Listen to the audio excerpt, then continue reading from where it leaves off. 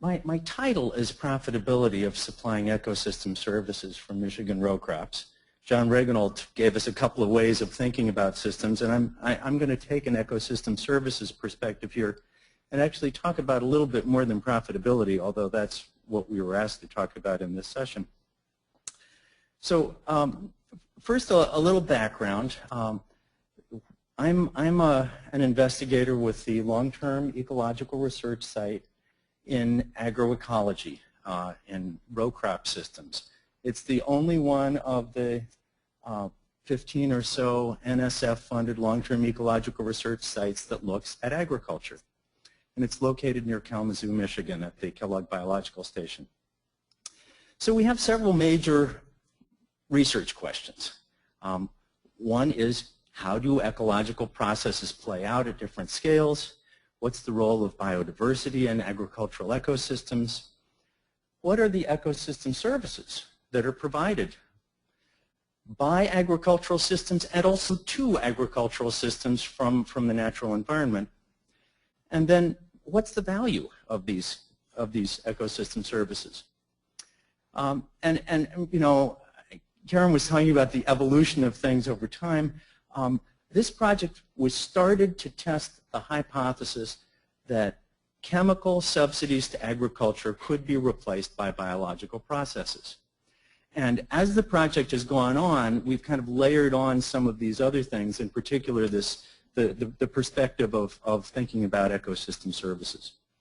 Because actually what society asks from agriculture keeps evolving too.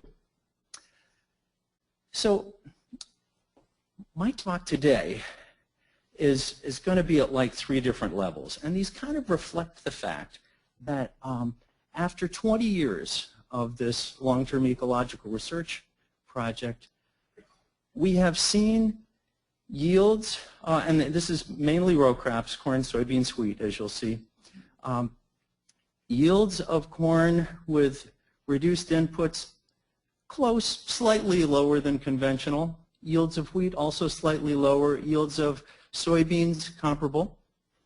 All in all, things look pretty good for the reduced input and the what I'll call the organic system, although it actually doesn't have manure to replace nutrients. So that's a difference between the way that we're doing it and the way that that many organic farmers in Michigan would. But we haven't seen nearby farmers adopt the kinds of low input and organic systems that are practiced on the Kellogg Biological Station. So part of the question was why? And hypotheses were, well, maybe it's not as profitable, so we'll look here a little bit at enterprise budgets. Maybe farmers don't know about it. We need to understand better what farmers think. So we did some focus groups, we did some surveys. And maybe it's that they're not, they don't perceive it as equally profitable, and so some incentives would be needed. And so we looked at that too, and we also asked residents whether they would be willing to pay for these things. So here's the long-term ecological research layout.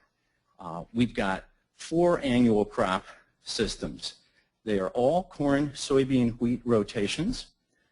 They're on kind of a continuum of management intensity from the conventional, which has standard university recommendations for fertilizers. It's got chisel plow tillage, pretty typical Midwestern setup, except that it has wheat in the rotation, which many Midwestern growers wouldn't bother with. Lots would do corn and soybeans. Then there's a no-till version. There's a low input version, which has 1/3 reduction in agrochemicals and has cover crops over the winter to hold soil and to replace some organic matter. And then we have the organic no chemical treatment. We have a couple of perennial treatments, alfalfa, which is replanted every 5 years or so, poplars, which are on a 10-year coppicing cycle. And then we include also a study of what we call early successional fields, and these are fields that are put into fallow, and we just track the amount of biomass that they produce, and the evolution of soil characteristics and so forth. So, what are we finding in terms of ecosystem services? Well, there is if we look at nitrate leaching, one important outcome, we see that it is greatest under the conventional treatment. These are data from a 12-year period. So 4 rotations through that corn, soybean, wheat cycle. I think these are 1994 through 2005. So you can see nitrate leaching substantially reduced with no-till, much more with organic, and of course, least of all, with the perennial species. So one way to think about profitability and choices that farmers make is in terms of trying to map average profitability, and this is based on deflated 2008 prices. So we took prices from 1978 to 2008 and converted them to 2008 dollars. And then we kind of map them out in this space. So along the bottom, we've got revenues above selected costs. I don't think I'm making pointing anymore here.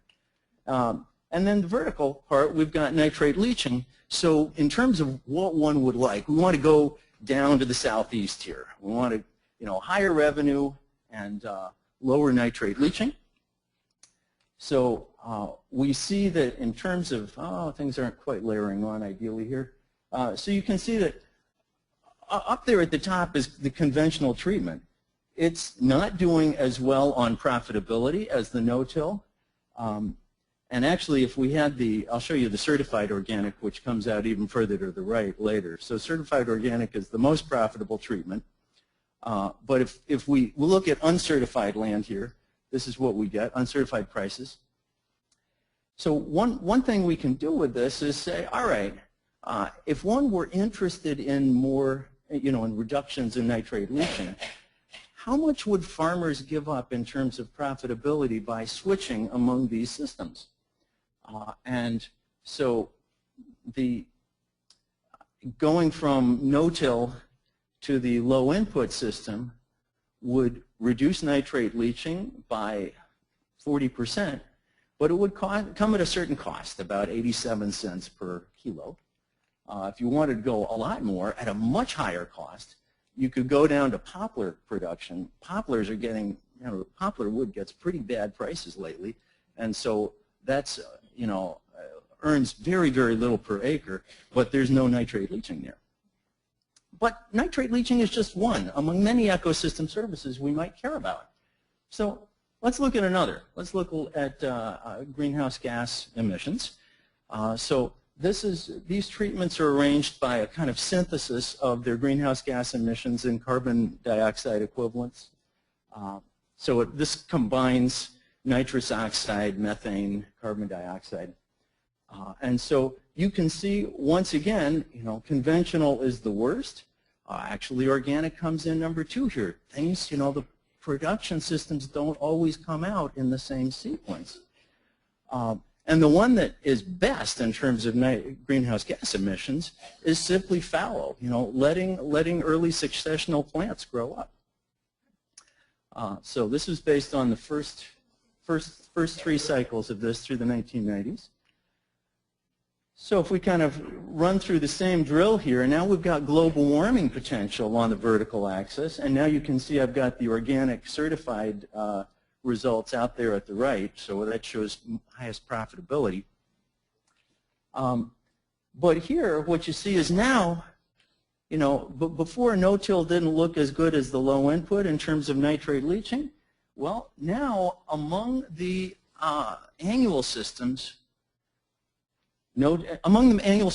at conventional prices, no-till is the best.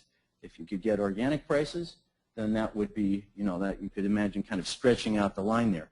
You want to get more reduced global warming, then again, that takes us back to the perennial systems, except those aren't producing much food.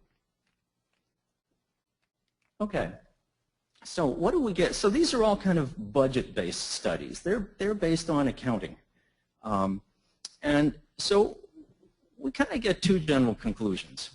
One is that providing ecosystem services may come at a cost.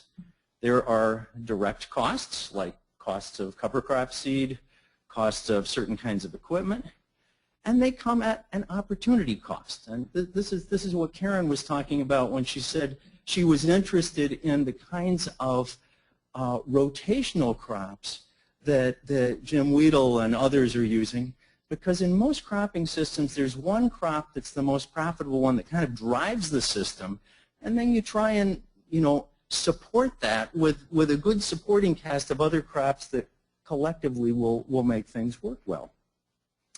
So and one of the issues in the long-term ecological research is that many of the farmers around us don't grow wheat because there have been a lot of wheat quality problems in Michigan, falling number, and the prices have not been good, and production has not been very reliable. So a lot of growers would rather not grow wheat even though it's good for the soil.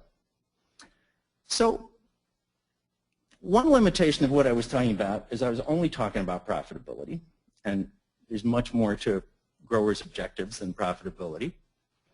And the other thing, it was all from one research station in one place. But growers, have lots of different settings, and they make the most of their local resources. So we wanted to kind of enrich this a little bit more by getting perspectives from growers. So we did a big survey to get at how willing are corn and soybean growers in Michigan to change practices, period, and if needed be, would they do so for payments? And we also then wanted to ask the same kind of things of residents. Would residents pay for the kinds of ecosystem services that can be provided through crop farming? So we had a questionnaire, went to 3,000 farmers, 60% of them, corn and soybean farmers, 60% replied. We were happy. That's a pretty good percentage. So we asked them about their farms, and there won't be time for me to describe those results. And we asked them about their attitudes and a bunch of other stuff. But the kind of core part on getting their willingness to make changes in exchange for payments had to do with 4 systems that we laid out for them.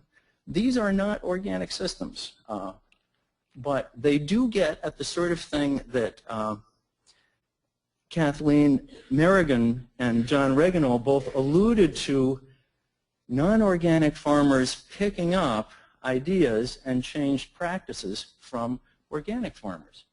So these systems, we asked them to look at 4 different systems, helpfully labeled A through D, and these varied, the baseline system, System A, was a corn-soybean rotation with broadcast fertilizer, if needed, herbicides at label rate, and chisel tillage, and a pre-seedgrass nitrate test.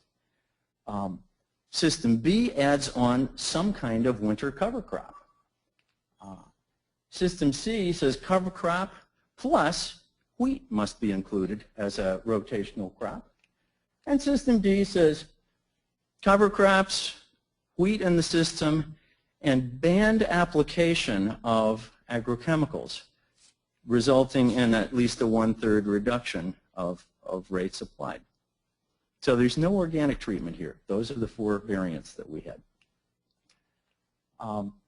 The basic format on asking people if they'd be willing to make changes was, if we said, if a program run by the federal government, or we also asked, said by an NGO, because some of our farmer focus groups, like the people you see there, said, I hate working with the federal government, not USDA, I'm sure they didn't mean USDA, but so what about an alternative? And incidentally, the results found that statistically there was no difference in their willingness to work with USDA or a non-governmental organization. So if you were paid a certain amount per acre per year for 5 years for using this cropping system, would you enroll in this program? And if you did, how many acres would you enroll? And so farmers who would participate, first off, many would, although organic growers as a rule would not, because that would screw up their systems.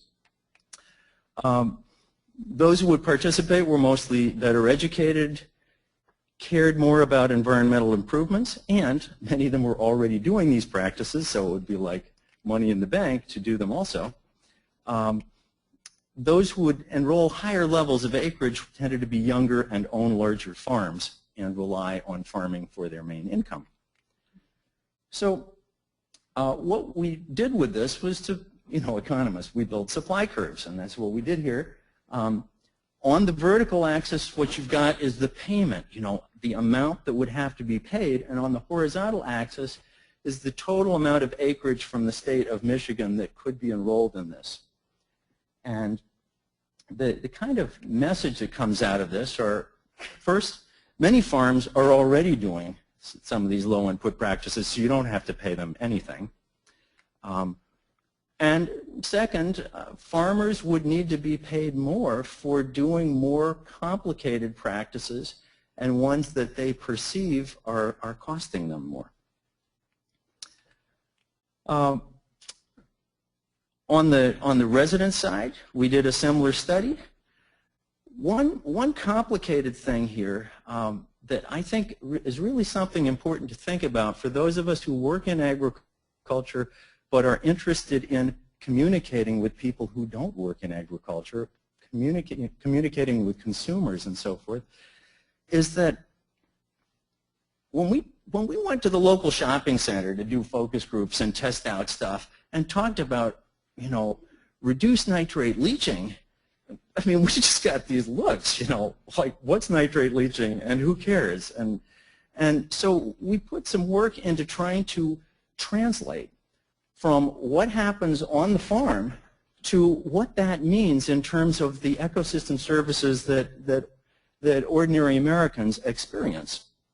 And so we went through the sort of thing that you see in this flowchart here, and then thought about the off-farm ecosystem service consequences and kind of zeroed in on two that seemed to matter a lot to people and where the values seemed like they were worth studying in more detail.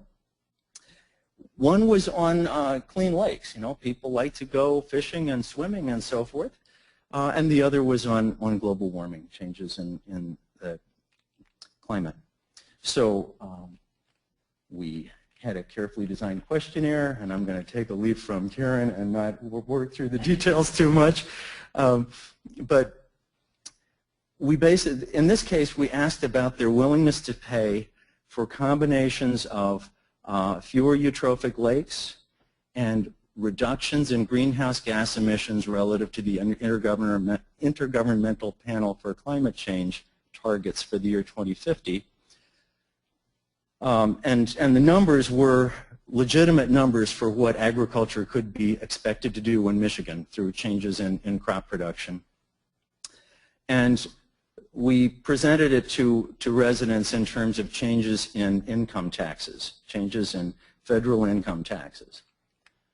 And what we got was that, first off, residents are broadly aware of lake water quality and global warming, although they don't necessarily believe that global warming is happening. They were, in general, significantly willing to pay for a reduction in number of eutrophic lakes at a level that would be, like $100 a year for 200 lakes in the state. Greenhouse gas reduction, only those who were concerned about global warming, which was only 40% of the survey group, were willing to pay, and among that group, they'd pay $100 per person per year for a 1% reduction in global warming relative to the 2050 target. So we can make a graph out of that too. Where we're going with this now is we're trying to link, there's so much interest in valuation, but valuation is kind of a, prices are a result of supply and demand coming together. So we're trying to link what we've got from the supply side from farmers with what we get from residents who have some demand for these ecosystem services. And one thing that's hard about it is that ecosystem services, farming practices, you farm in a particular way, and that produces a bundle of outcomes. Marketable products, changes in water quality, changes in air quality, changes in biodiversity.